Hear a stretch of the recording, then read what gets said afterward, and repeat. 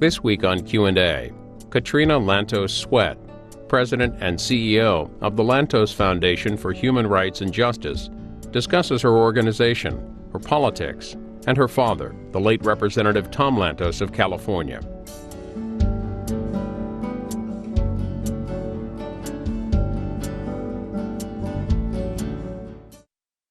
Katrina Lantos Swett, what do you remember most about your father?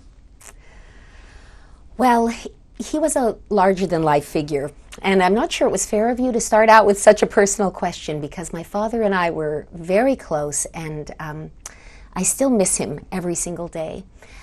What I remember about him was a kind of profound integrity that he had, because, you know, I've always viewed integrity as basically meaning you're the same person on the inside that you portray on the outside. And that was really true of my father. He was a remarkable man. He was very brilliant, and growing up in that household was fascinating. I have to say, and I hope I'm not stealing a question for down the road, but my very first job out of law school was working in the Senate, and people would say to me, oh, you know, it must be so fascinating, all these dynamic, figures that stand 10 feet tall. And it was all of those things, but I remember thinking at the time, I'm not sure too many of these guys hold a candle to my dad in terms of just sheer brilliance and grasp of the issues. Let's show the audience who your father was so that everybody's on the same level here. Oh, absolutely. Prior to my wife's, Annette's, years-long campaign, he was almost totally unknown. He saved untold thousands of innocent human lives. He left behind the comfort, safety, affluence of Stockholm, to go to Budapest, to do his utmost to stand between the Nazi war machine and tens of thousands of its intended and innocent victims. And he saved a vast number of them, my wife and myself included. Who's he talking about? He's talking about Raoul Wallenberg, who was the great Swedish humanitarian who, at the height of the Nazi occupation of Budapest, and Hungary, you need to remember, had been a German ally, but they became a shaky ally. They were occupied by the Germans, and of course the final solution began to be implemented in Hungary and was implemented in Hungary, with Budapest, the heart of the country, being the last place where the Jews would be completely annihilated. And Wallenberg came, the scion of one of Sweden's most powerful families, kind of like the Rockefellers of the United States. And he could have easily lived out the war in the safety of neutral Sweden. He was not Jewish. His only connection to these poor future victims of the Nazi death machine was his humanity, his shared humanity. And they called him their Moses from the north.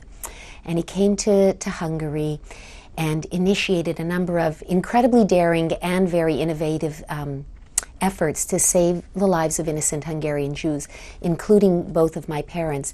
He invented what was called the protective passport, the Schutzpass, which was really nothing more than a charade in some ways. It was a document that said the bearer of this pass has permission from the royal Swedish government to emigrate to Sweden and is under the protection of Sweden.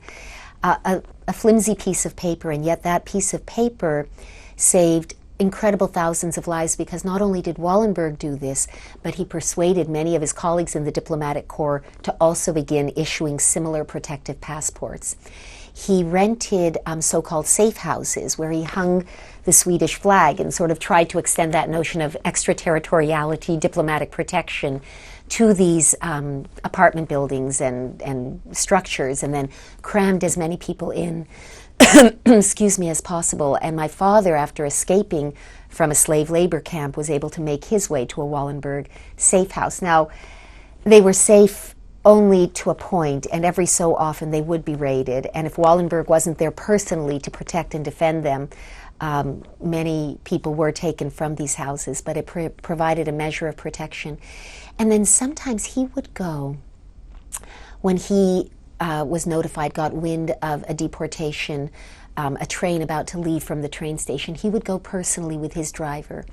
And he must have been a man of enormous personal charisma and strength, because he would demand to be let on the trains. He would say, I have information that Swedish citizens or people under the protection of my government are on this transport, and I demand that you let me on to find them. And they often would, and he would go onto these cars packed with the hopeless and the doomed, and he would say, I'm Raoul Wallenberg, and as I say, he was the Moses of the North. He said, I know there are people here with protective passports. Produce them, please, and I will take you with me.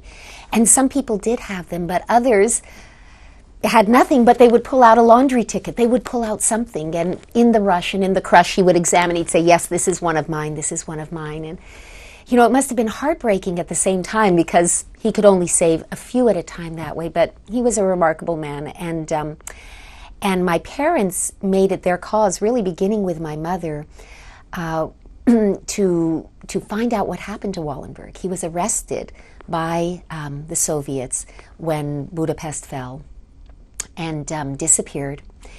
And for many years, the Russians claimed he had died early on in their custody. But as late as the 1970s, rumors and evidence and information was leaking out that there was a Swede in Soviet prisons or in Soviet mental hospitals by the name of Wallenberg, who would tell anyone who would listen to him, my only crime was saving Jews. Tell them I'm alive. Tell them I'm alive. So my mother founded the Free Wallenberg Committee as soon as she found this out, and became a crusader to try and find out if he was alive, to try and have him freed. And my father's very first act upon being elected to Congress in the 1980 election was to introduce legislation making Raoul Wallenberg an honorary U.S. citizen. At that time, only the second person after Winston Churchill to be so honored by our government. And 2012 is the centennial year of his birth.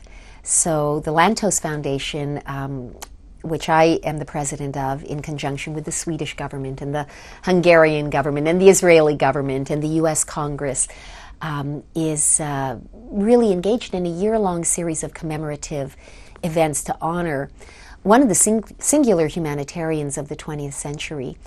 And I had the most extraordinary personal moment a year ago in August, when my first granddaughter was born on Raoul Wallenberg's birthday, on what would have been his 99th birthday. Interestingly, she was born in, not Sweden, but a neighboring country in Copenhagen, and her name is Nelly Isabella. And, you know, the first time I looked at her, I just thought of the old saying from the Talmud, that he who saves a life, it is as if he saves the world entire. And I thought of this brave young Jewish boy and this beautiful young Jewish girl saved by this incredible Swedish hero. And how now, not that many generations later, a little girl was born, beautiful, fabulous little girl, thanks to him, on his birthday, which happens also to be President Obama's birthday. So my granddaughter has some very distinguished soulmates to live up to. But believe it or not, though, you first came to our attention not because of your father, but because of seeing you on this network talking. And we asked you to come, and it turns out that there's a lot more to talk about. We'll come back to some of this at some point. But first thing, where do you live? I live in a little town called Bow, New Hampshire, which its main claim to fame is that it was the birthplace of Mary Baker Eddy. And it's just outside of Concord, our capital. Who are you married to? I'm married to a wonderful guy by the name of Dick Swett. And when I first heard his name, I thought, who gives that kind of a name to their kid? What kind of cruel parent names their child Dick Swett? And little did I know I would end up marrying him. But Dick is from New Hampshire.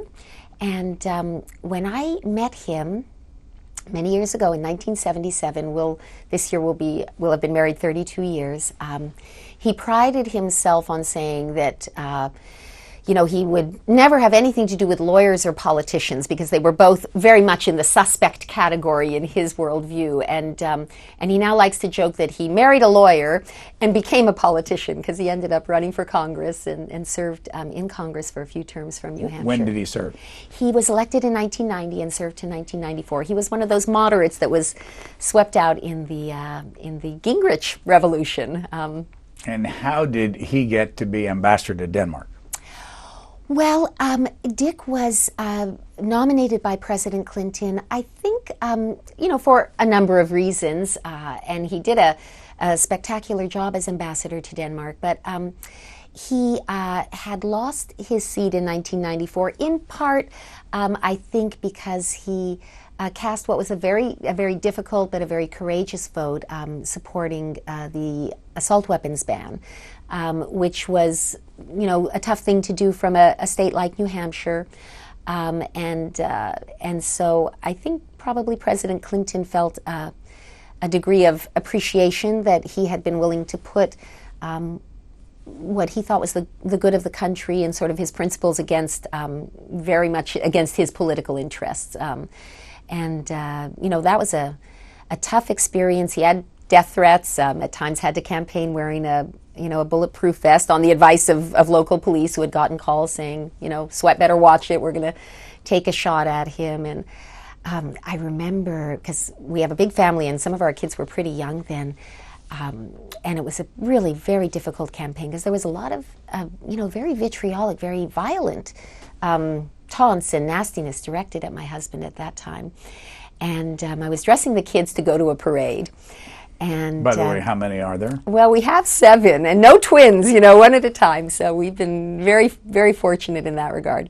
And they're all yours. You didn't adopt they're them? They're all ours. No, one at a time. And one of my younger children, I think it was our daughter Shantae, sort of looked at me as I was putting them in their patriotic little matching T-shirts and said, "Mommy, is this going to be one of the parades where people heckle us?"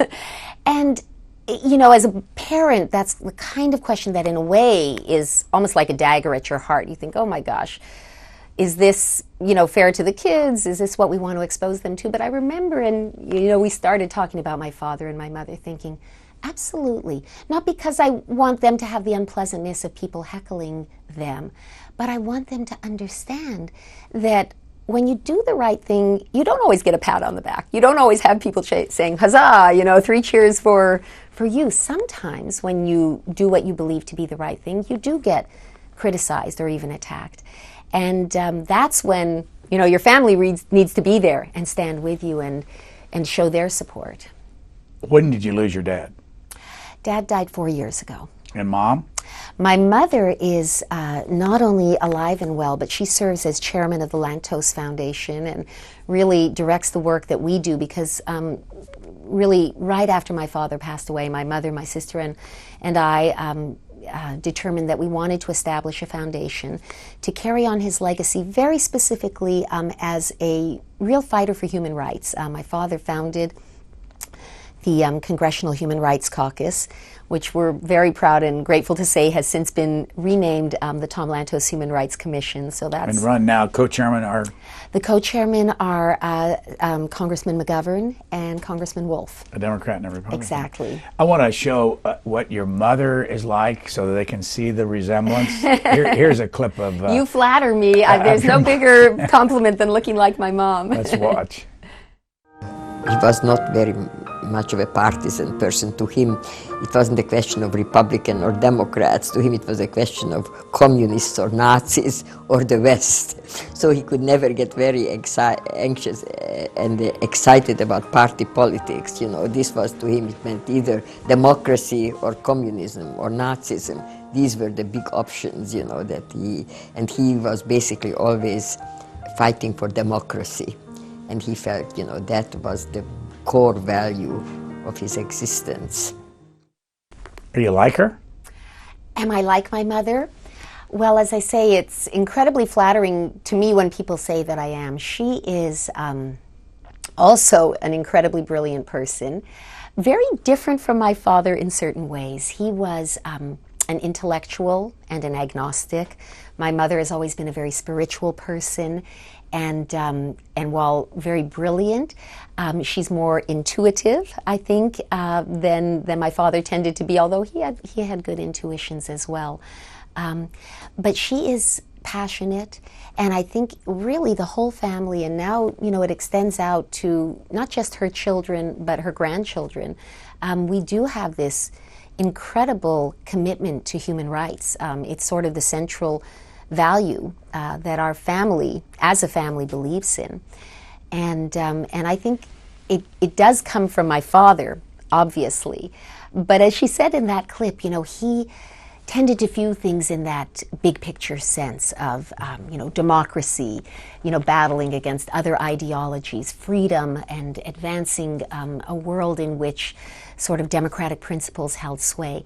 And my mother was the one who sort of took that big picture and helped my father to understand and recognize that it's meaningless unless it is changing the lives of human beings, unless it's bettering their lives. One of the things in your background is the fact that you converted to Mormonism. Mm-hmm. And you were born of 2 Jewish parents. Yes. What year did you do this, and why? Well, and I guess I would preface my remarks by saying I very much consider myself to be Jewish, and my children very much consider themselves to be Jewish. Do they practice? Well, we honor both traditions in our family, is I guess the way that I would put it. But it was actually my mother who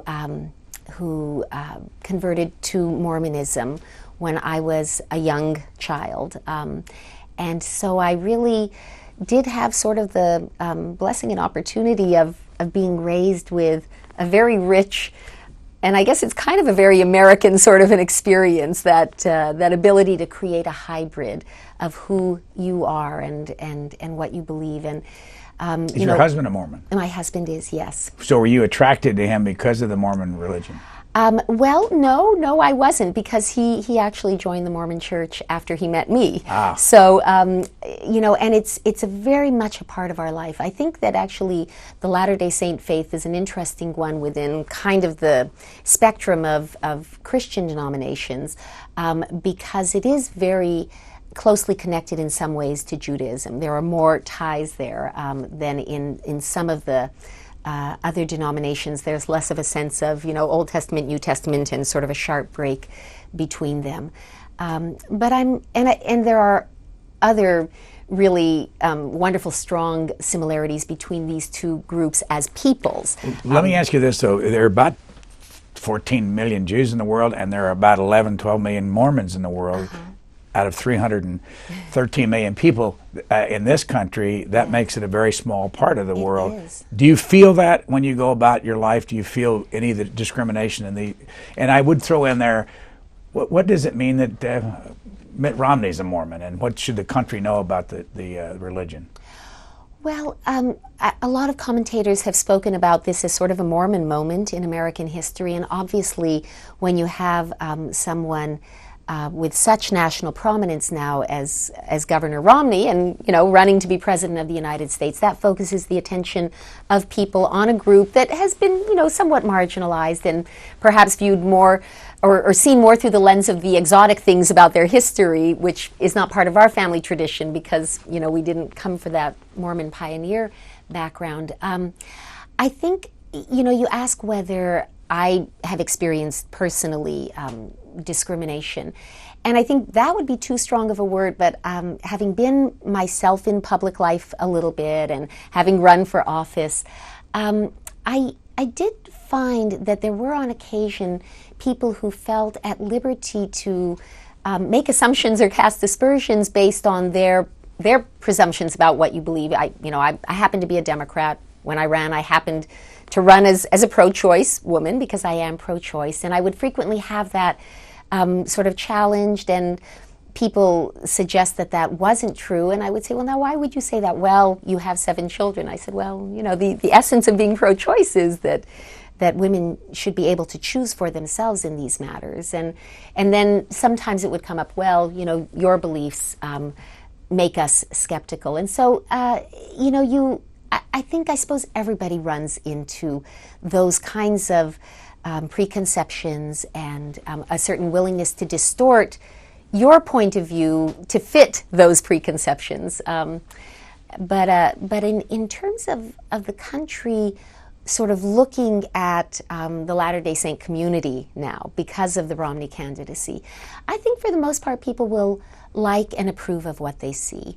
It's certainly a community that has shown a lot of strength, both in terms of focusing on building strong families, personal responsibility, high levels of patriotism, devotion to country, a lot of generosity. They tend to give a lot of service, contribute in financial and other ways in their communities. Do you have to tithe the 10% every year? Is that? Nobody has to do anything. Probably the single most dominant theological doctrine in the Latter-day Saint faith, apart from its sort of more its Christian moorings, would be this notion of freedom and free choice. And sometimes it's referred to within the LDS context as free agency. But it's this essential notion that probably the most important thing to God is the freedom of his sons and daughters here on earth, because he sort of put us in an environment where every choice is ours to make.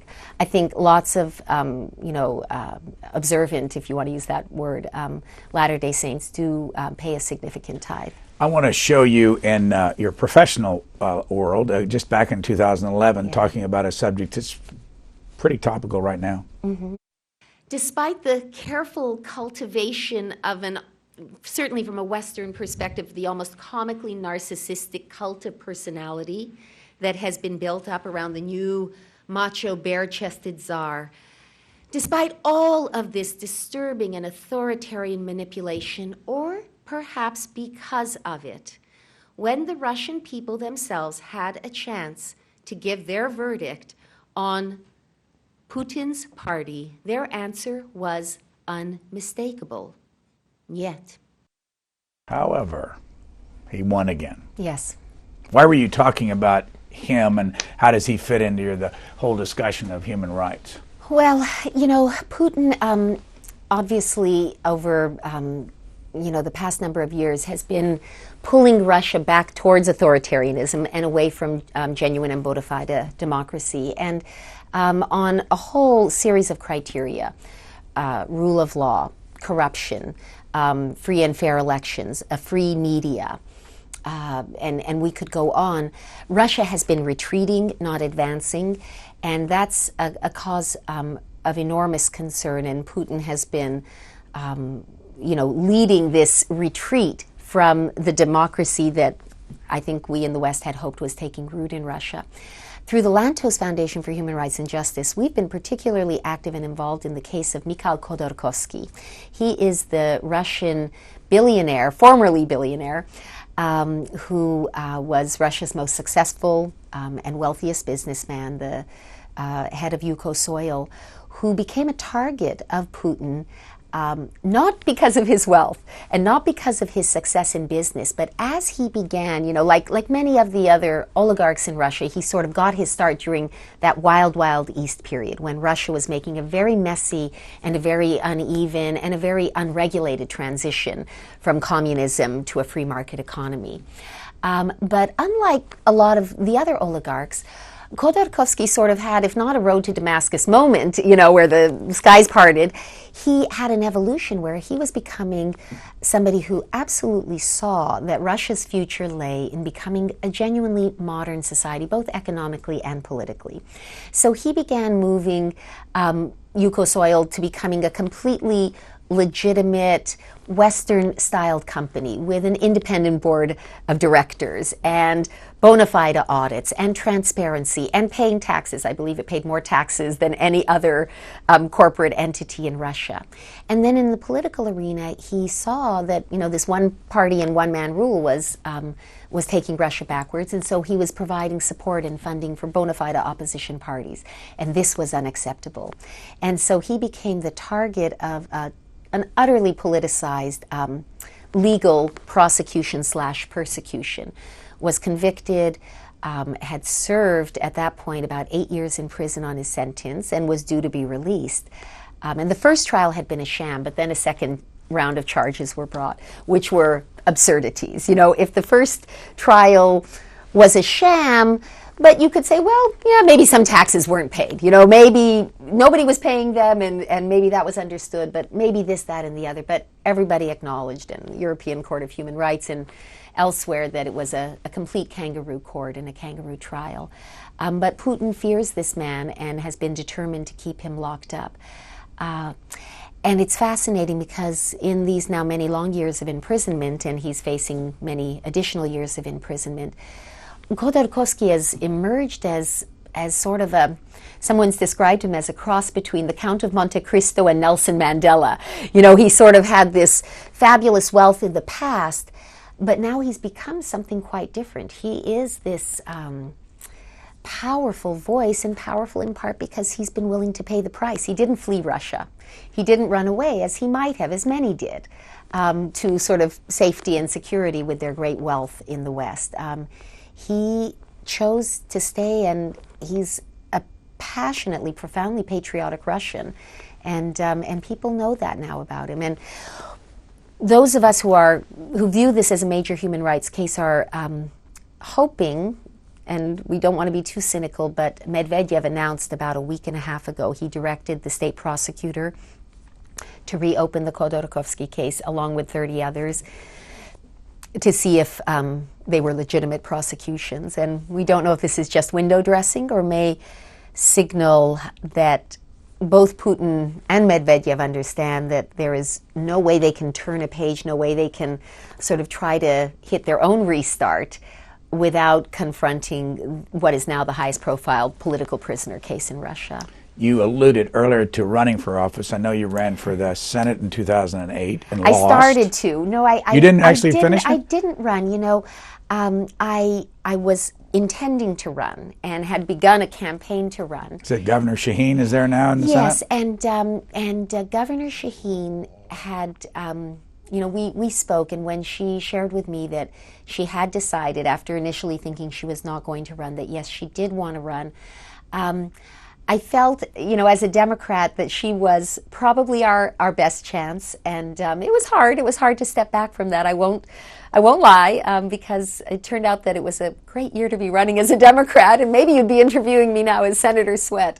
We had a great slogan, by the way, in our campaign, which is, "You work hard, they should too, make your senator sweat." And I just, you know, I wanted to have a chance to use that slogan a little more. But so I didn't actually end up running. I initiated a campaign. But prior to that, you were involved in the Lieberman for President campaign. I was. And how did you get into that? Well, you know, when you're lucky enough to live in New Hampshire, it's a very exciting place from which to be involved in our, you know, quadrennial drama of presidential politics, because New Hampshire is still the first primary state in the nation, and we do a heck of a job there. I want to give a shout out to the Granite State, because I think we do a super job. And so, you know, both my husband and I had the opportunity to meet with a lot of the outstanding Democratic candidates who were running that year. And, you know, Joe Lieberman, I think, is sort of in the tradition of what we used to call a long time ago Scoop Jackson Democrats. And that term, I'm sure, is familiar to you. It was familiar to me because I'm not that young anymore, but it's sort of fallen out of use. But a Scoop Jackson Democrat, very simply, was somebody who was pretty tough on defense and foreign policy, but very progressive on domestic policy. Let's show just a brief video from 2003 with your involvement. We have a curious situation here in New Hampshire where undeclared or independent voters can pick up a Democratic ballot when they go to vote. And so for the Lieberman campaign, we're going to be targeting a lot of effort towards those folks. They tend to vote Republican, but they're more moderate than the typical Republicans. And since there's nothing going on the Republican side this year, we think they're going to want to pick up a Democratic ballot, and we think Joe Lieberman is their kind of a candidate. Looking at the world as it's developed, in your mind, and you ran for the House in 2010, what is a Democrat today and what is a Republican? What a great question. Let me tell you why I'm a Democrat, and I'm not sure if that would be true of others, but for me, I'm a Democrat because the most fundamental issue for me is whether we try to create a society in which the broad base of the middle class has a chance to, find their American dream. And I think Democrats tend to believe that we best achieve that by focusing on policies that strengthen the middle class and open doors of opportunity to those who are trying to get into the middle class. And perhaps traditionally, Republicans, have more of that trickle-down notion of how you create a vibrant economy and a vibrant society for people. I'm also a Democrat because I do believe, looking back over, the modern history of the Democratic Party, that it is the party that has been at the leading edge of opening those doors of opportunity as widely as possible. When I ran for Congress, I often talked about my parents coming here as literally penniless immigrants with nothing. What year? Well, they came in the late 1940s. But they found something incredibly valuable, and that was wide open doors of opportunity. Were they married when they came here? No. They got married in this country. Did they know each other before they came? They were childhood sweethearts. They were literally childhood sweethearts. And that's a Hollywood story that one day I'm going to get one of my kids who's a good writer to tell, because it's really, a wartime love story of beautiful, beautiful scope. Where did they land, by the way, when they got here? Well, my father landed in New York. He came on the USS Falconer, I think it was. And he used to tell the story of being on that boat, and of course he was pretty emaciated by the time he, came over here. He came over actually on a scholarship. He won a scholarship to come study in the United States, and they had a cafeteria on this boat, a dining hall, and he had a tray and was going through the line to get food, and at the end of the line was a big bowl with fruit, which was such a luxury, such an incredible thing. And there were oranges and there were bananas, and he desperately wanted one orange and one banana, but he thought, well, that's certainly not going to be permitted. But there was a soldier there, standing there, I don't know what he was doing there, but he was sort of one of the people helping run the ship. It was a Navy ship, I guess. And my father, very politely said, "Excuse me, sir, are we to take just either an orange or a banana?" And my dad, with his charming Hungarian accent, I used to love to hear him tell this story, he would say that the soldier said to him, and I'll try to do it like my father, "Man, you can have all the oranges and all the bananas you want." And, my father said at that moment he knew he was about to begin a different life from what he had just emerged from. Where did Mom come to this country? She came a little bit later, and my father, by that time, was living in Seattle, Washington. He was at the University of Washington, and so she came to Washington State.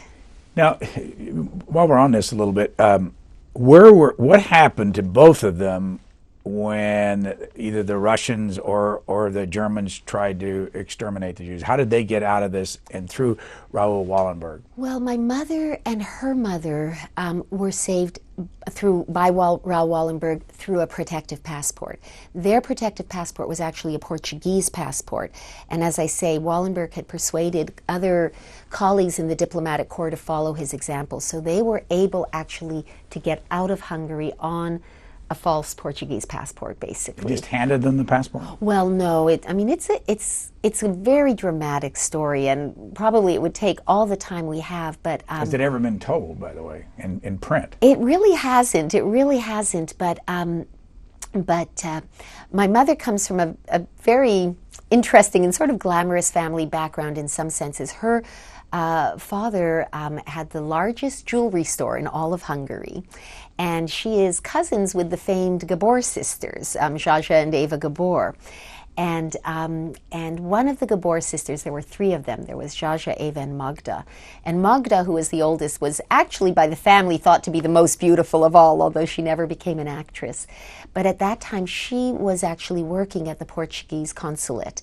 And so there was a connection there, and the family got to know the Portuguese consul general, and so it wasn't just completely random. They did have a relationship there. My father, as I say, had been taken to a slave labor camp. The Hungarian Jews were conscripted into these slave labor camps, from which, you know, many of them did not survive, and my father escaped. He had escaped previously, been recaptured and badly beaten, almost killed at that time. But he managed to escape a second time and made his way back to Budapest from the countryside. And as I say, he ultimately found refuge in one of these safe houses. But he also, you know, he was blonde, he was blue-eyed, he looked very quote-unquote Aryan.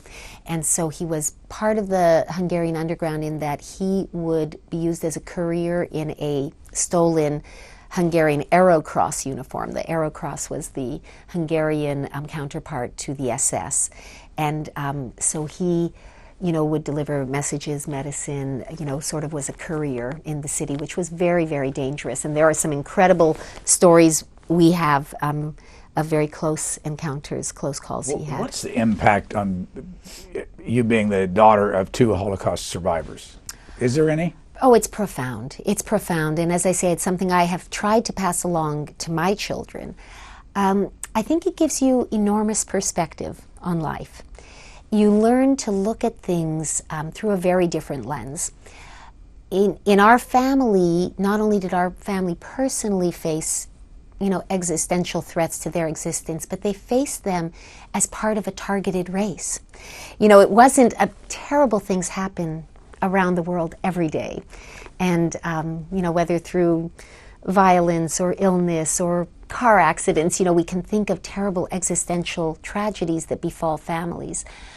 What made the Holocaust so searing, and what I think makes its impact so profound on the subsequent generations, is that the threat, that existential threat, was targeted because of who our family was, because of being Jewish.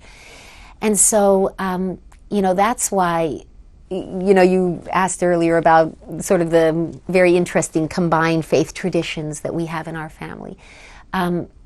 There's no way that I could ever not be a Jew, ever not be Jewish, ever not profoundly identify with, at a very deep level, that heritage of mine. Too many of my forebearers through the millennia suffered so much to bring that tradition and that culture and that faith down to me, and by extension to my children. So it's very profound, and I do think it is one reason why human rights, because through the Lantos Foundation for Human Rights, that's what I now do, is focus on human rights globally. I need, before we lose time, I have to ask you who these people are, and I'm going to name them slowly. Is this a test? It is, and you will have no difficulty with this test. Chelsea. Yes. Sebastian. Yes. Keaton. Yes. Chanticleer. Kismet. Atticus. And Sunday. Well, those, of course, are the jewels in my crown. Those are my 7 children, and there are marvelous stories behind each of those names. Chelsea, her middle name is Britannia because she came very close to being born on the royal yacht Britannia. Sebastian is named for his great-grandfather, who was my mother's father, killed in the Holocaust, shot on the banks of the Danube. He's now finishing up at Yale Law School, and I wouldn't be at all surprised if he became a human rights fighter in his life. And you're a Yale Law School graduate. I'm a Yale undergrad. Undergrad. Where'd you get your law degree? At University of California, Hastings. Okay. Yeah. Sorry, go ahead. And his middle name is Amadeus, which means love for God. And Keaton. then Keaton is my 3rd son, and he is one of these bright and, we hope, very successful new internet startup guys. Has a new company. He started out in Palo Alto. Who was he named after? He was named after the English poet John Keats, because when he was born he was so gorgeous, and John Keats was the one who said, "A thing of beauty is a joy forever." And I looked at him and I said, we got to name this guy after John Keats. Chanticleer. Chanticleer Esprit. She was actually... you know, just somebody who I wanted to give a French name to. My mother's name is Annette, my sister's name is Annette, my first name is Yvonne, and we thought it was time for a French name in the family. And it means to sing clearly. Kismet. Kismet. Well, Chanticleer, who we call Chante, was supposed to be the last of our children. And I had actually announced to everyone, oh, we have a perfect family, 2 boys, 2 girls. So when I found out I was expecting another child, I said, this is Kismet, this is destiny, because it's a Turkish word that means fate or destiny. So that's how she got that name. How old is she now? Kismet is 22. Atticus. Atticus. Well, Atticus was named for my great hero in the law. I'm a lawyer by training, Atticus Finch. And I have to tell you his middle name because he was named Atticus Omega. Because by now we were 2 kids past the last child. And I said, Alpha and Omega, the beginning and the end, were done. And people who apparently knew me better than I knew myself said, you may want to change that last name. It hasn't kind of worked out up until now. And quite surprisingly, we did end up with one more amazing daughter, Sunday Phoenix, and we named her Sunday because Sunday Phoenix is her middle name? Sunday Phoenix is her middle name. Why? Well, the Sunday was because she was the end of a week's worth of children. If I'd known I was going to have 7, I would have named them Monday, Tuesday, Wednesday. I didn't know it at the time. By the way, did you ever know anybody that did that? Only in a book. There's a wonderful book called Heggity Peg, and it's a mother with 7 kids named Monday through Sunday. But she was named Phoenix because she was born after my husband lost his re-election to Congress in 1994 in that very tough campaign I was talking about. The Phoenix is a wonderful symbol. Now, you lost the 2010 race. I did. Who did you run against? Well, I lost in the Democratic primary to a woman by the name of Ann Custer.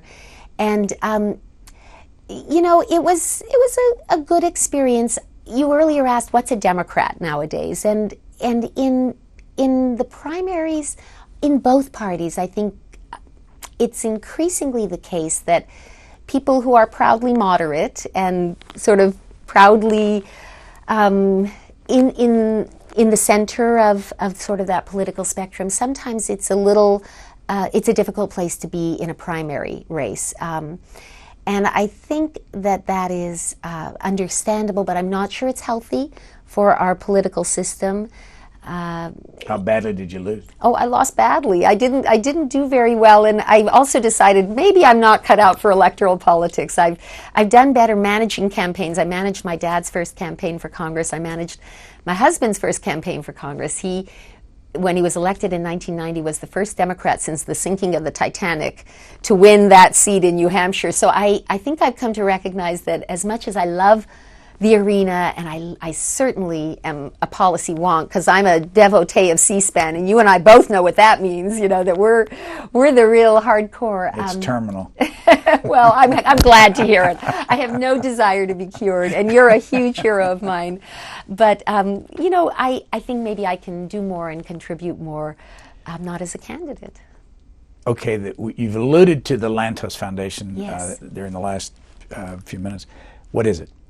Well, it's a human rights organization, and our specific mission is to work to see to it that human rights remain a central component of American foreign policy, and that when we are evaluating our foreign policy moves globally, human rights can never be the only consideration, but it has to be part of the dialogue.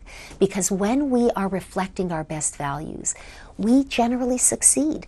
When we abandon our deepest values, and that, whether we're talking about torture as it relates to the war on terror, or the reset policy with Russia, and the upcoming issue of whether or not the U.S. Congress should pass the Sergei Magnitsky Accountability Act, which is, we don't need to go into the details of that policy issue, but whether or not we're going to stay on record as saying human rights matter. They matter in Russia. They matter in China. How much money does the foundation have? Well, we're very proud. We've been able to raise a substantial, it's a very small organization, but by our standards, a substantial endowment. I won't go into too much detail, but it's close to an $8 million endowment. And how much of that do you spend every year? Well, we spend, I want to try and be as accurate as possible. It's been ramping up, obviously, rough each year, idea. but under $500,000. So we're small. We like to think we punch above our weight, and we are able to leverage alliances and partnerships with other important human rights I want to ask organizations. you about somebody named the Dalai Lama, but first I want to run some video. Okay. Human rights are indivisible.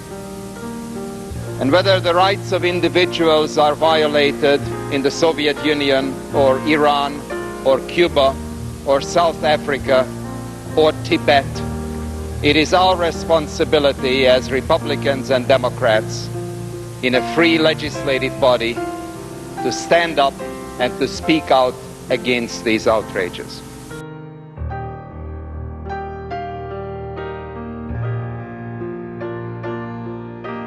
And then, of course, we got a big delegation came from the State Department warning my husband that if he goes through with this invitation, we will be totally disrupting American foreign policy initiatives. And the State Department put a tremendous pressure on him to stop it. But of course, you know, the Congress is an independent body, and basically my husband could tell the entire State Department delegation to go fly a kite. That's what he did.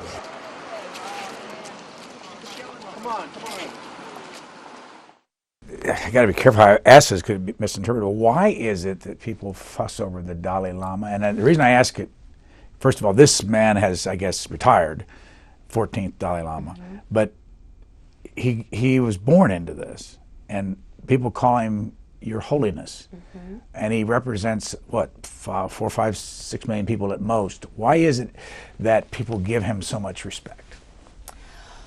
Well, the Dalai Lama, have you ever been with him or spent? I have not. I think that I hope you will have that opportunity, because he is certainly one of the great spiritual leaders of our time, and you very much sense that when you are in his presence. And one of the things that's always so remarkable to me is, in a place like Washington, where really smart, eloquent, brilliant people are kind of dime a dozen, and everybody's a good talker, the Dalai Lama doesn't fit that traditional profile of an inspirational leader. But it is, both the power of his teachings, but even, I might say, even more than that, the spirit that emanates from him, which is extraordinarily deep and profound and spiritual. But there is another side to it, and that is that the nation of Tibet, as you know, has been, really brutally repressed by the Chinese. This is an independent nation. It needs autonomy. It needs respect. There have been efforts at, swamping the Tibetan homeland with Han Chinese to dilute the character of Tibet. The Dalai Lama had to flee for his life. So it is about some pretty important political and human rights issues as well. So it's the convergence of him as a man of, great intellect. I mean, his writings are very brilliant, very profound, but also deep, deep personal spirituality.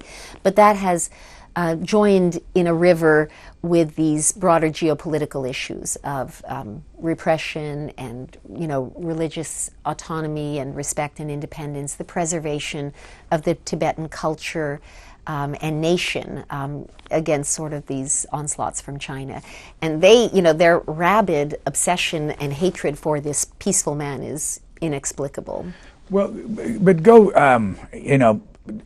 Hollywood stars often pick off a country and they begin to go around the world representing them. I don't care whether it's the Sudan or whether it's Tibet and Richard Gere or, Clooney or whatever it is.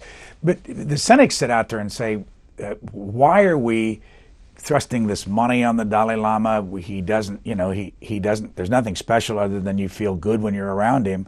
And that a lot of time is spent with people just deciding for their own reasons that they want to take on a cause like this. Explain that, for people who are cynical about this. Well, I'm not a cynical person, and I'm always sad when I come across people like that.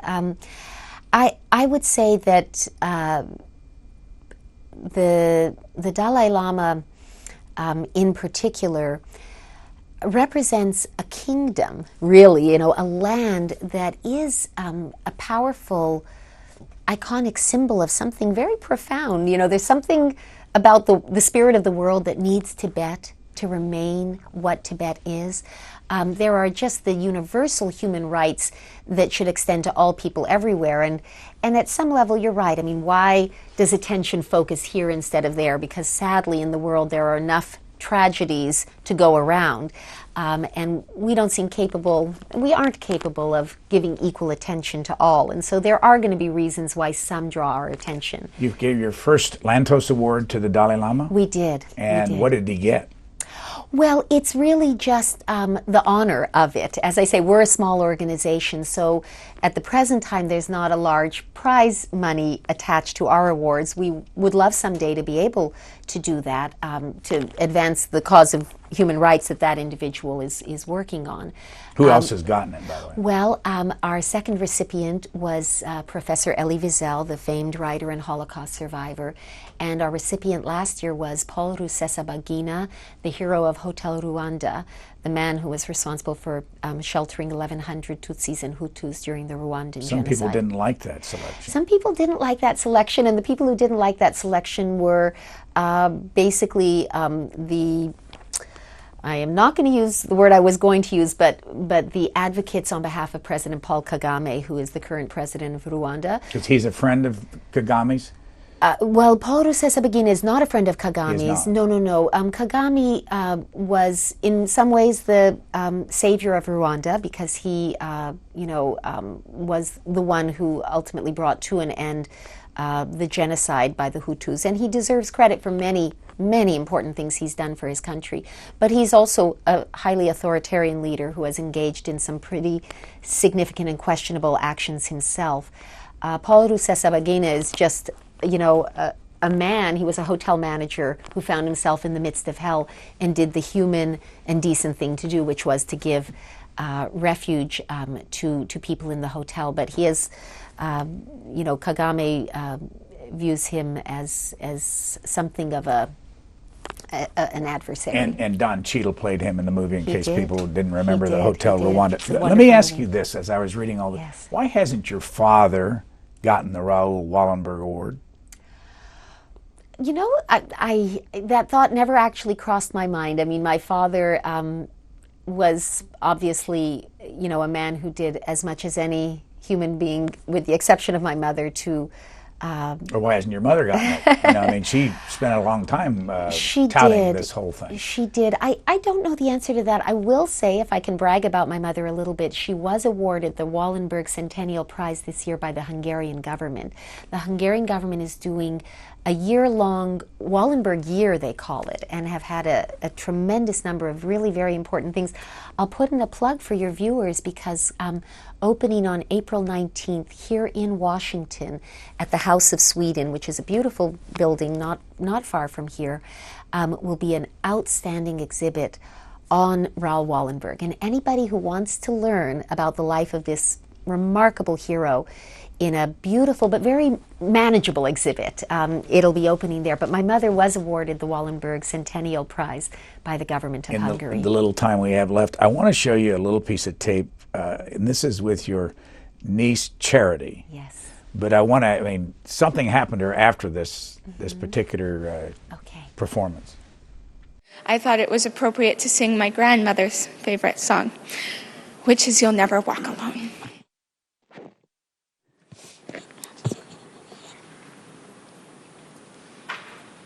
When you walk through a storm, keep your head up high, and don't be afraid of the dark.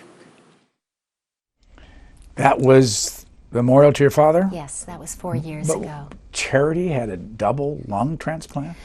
Brian, she actually had 2 double lung transplants. She just 3 days ago returned to Washington from the Cleveland Clinic after undergoing and surviving her second double lung transplant. Her first one was successful, but then the lungs went into rejection earlier than we had all hoped they would. So to save her life, she needed a second one. And, bless the, incredible surgeons and staff at the Cleveland Clinic. They saved this beautiful, talented young opera singer's life, and she literally just came back to Washington, where she lives with her husband. How old is she now? Charity is, I believe, 28. And do they call your sister Annette Jr.? Well, we call my mother Mimo, so that's how we don't confuse them. She's Mimo Jr. No, well, she now has a number of grandchildren, and I think her grandma name is Momo. But we call them actually Little Annette and Big Annette, and they're both very diminutive and very tiny. But my mother, at 5'1" and maybe 100 pounds, is Big Annette, and my sister at 5'2" and 98 pounds is Little Annette. By the way, before I forget, why did Charity have to have the lung transplant?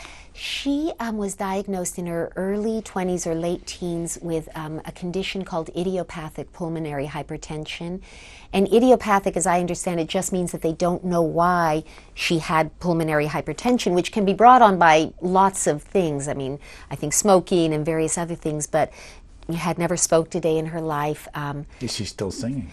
Remarkably, that's the miracle of it, is that she has not lost her voice through these 2 surgeries. And she, as she regains her strength, hopefully she will also be able to regain her singing. I think she performed at Lincoln Center in the fall of 2011 for the 100th anniversary of the founding of IBM, with some of the biggest performers in the world, and we only have stole the show. A couple of minutes. Quick things. Dick Swett, your husband's doing what now?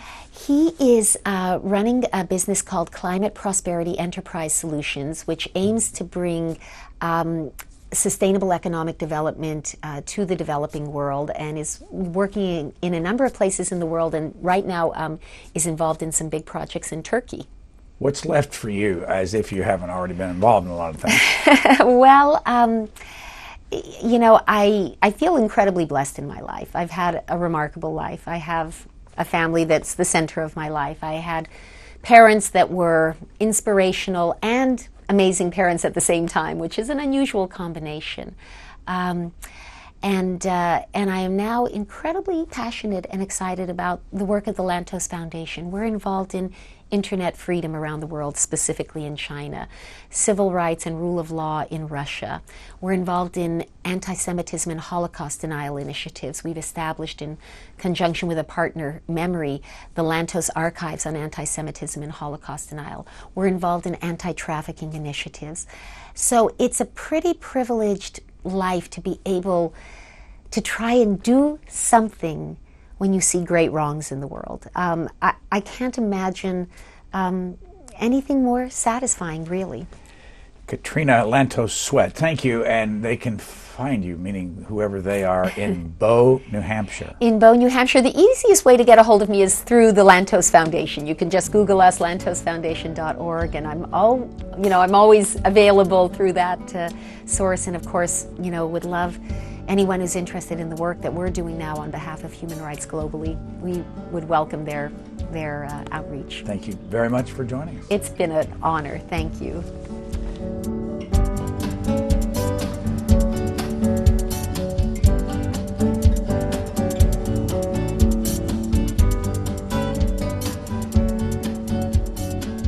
For a DVD copy of this program, call 1-877-662-7726. For free transcripts or to give us your comments about this program, visit us at qna.org. Q&A programs are also available as C-SPAN podcasts.